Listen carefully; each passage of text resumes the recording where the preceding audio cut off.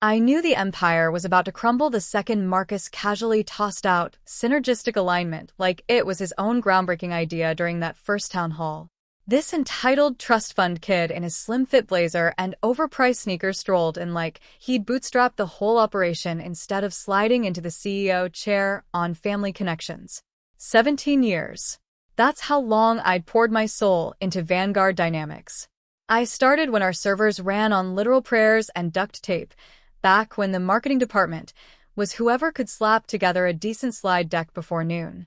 I was there through the first seed funding, the chaotic office moves, the all-nighters that turned a scrappy idea into a 9-figure machine.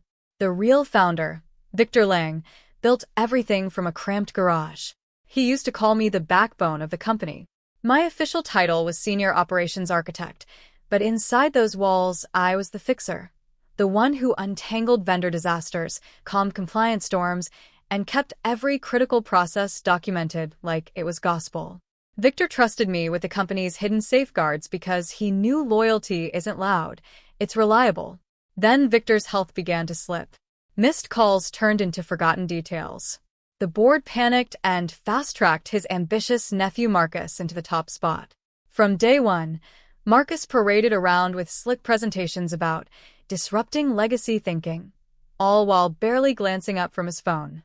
He replaced key people with his old college buddies, turned our detailed knowledge base into a chaotic group chat, and introduced casual culture days like they were revolutionary. I didn't argue. I watched. And while I watched, I quietly prepared.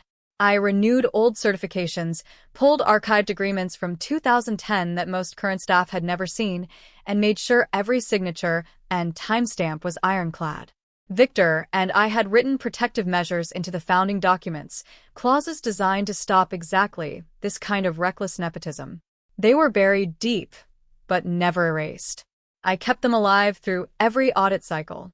The axe fell at 7:45 a.m. on a Monday. A sudden calendar invite titled Brief Alignment Check appeared while I was still in the parking garage. Marcus was already waiting in the glass conference room, legs crossed, nursing an overpriced wellness shot. HR sat beside him, looking uncomfortable. "Elena," he began, forcing a sympathetic smile that didn't reach his eyes, "after careful review of our forward strategy, we've decided to phase out your position to streamline operations." Phase out. Like I was outdated software. He droned on about honoring past contributions while emphasizing how important it was to remain agile in today's fast-moving market. I listened without flinching, offered a small nod, picked up my bag, and walked out. No drama. No tears in front of them. In my car, I let out one sharp, frustrated scream, then drove straight to the notary. The letter I'd prepared weeks earlier. Formal notice invoking Section 5.3 of the 2010 Governance Protection Agreement was sealed, stamped, and couriered to the board and general counsel with strict delivery instructions. The clock started ticking, 72 business hours until control could revert to the founder's protective trust. Marcus celebrated my exit with a company-wide Slack post featuring a broom emoji and the caption, "Clearing space for fresh energy rocket." His inner circle flooded it with fire emojis. I saw the screenshots within hours. Loyalty, it turns out, doesn't vanish just because payroll stops. Over the next couple of days, he moved quickly. More longtime veterans were shown the door, replaced by inexperienced friends with impressive-sounding titles like Chief Momentum Officer. Cash flow projections I had meticulously built were rebranded with his name slapped on top. HR even tried backdating my termination paperwork. Amateurs. Meanwhile, the courier had delivered. Legal confirmed receipt. The reversion clause was live. Marcus shrugged off the initial warnings, calling it noise from old paperwork. By the time the board emergency session convened, the atmosphere had shifted. Marcus strutted in late, still projecting confidence, but the room felt colder. The general counsel laid out the facts.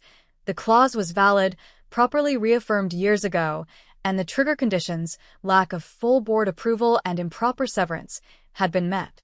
Control would shift unless an override was secured. Marcus laughed it off at first. "This is ridiculous. She was just operations staff." Then the sealed trust directive was opened. The name inside stopped the room cold. Elena Voss. The woman he had casually discarded was now legally positioned to assume operational oversight.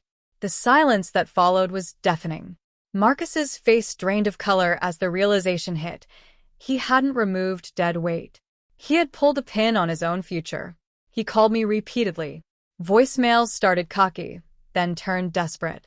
I let them go to silence. On the final morning, as the 72-hour window closed, I walked back into the building I'd helped build. No fanfare. Just a crisp suit and the quiet authority of someone who had never truly left the foundation. The board acknowledged the transition. Security escorted Marcus out while he muttered about unfairness. I handed him his prepared separation packet and met his eyes one last time.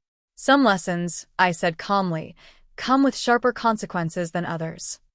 The company didn't explode in chaos. It simply steadied. Processes that mattered were respected again. People who had been pushed aside began to breathe easier. And the house that Victor built kept standing because someone remembered where the real load-bearing walls were. Moral of the story: never underestimate the quiet person who knows every inch of the foundation. They might just be the one holding it up.